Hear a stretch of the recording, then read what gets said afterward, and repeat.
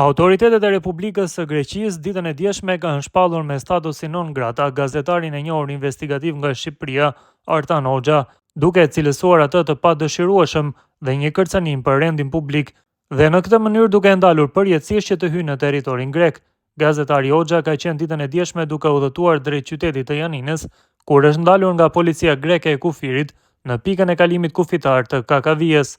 Në sportelin e policisë kufitare, ku kryhet kontrolli i pasaportave për qytetarët që hyjnë në territorin grek, gazetari Hoxha i është komunikuar se nuk mund të hyjë në Republikën e Greqisë pasi përbën rrezik për rendin publik dhe sigurinë e brendshme të këtij shteti. Pasi i është marrë pasaporta, ai është mbajtur për rreth një orë në policinë greke.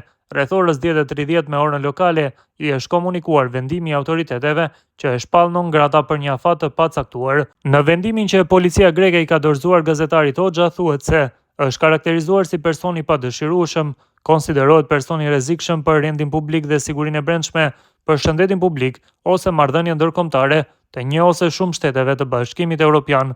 Më pas, gazetarit Hoxha i është vendosur një kryq me stilolaps në pasaport mbi vulën e policisë greke dhe i është kërkuar të largohet menjëherë nga territori helen.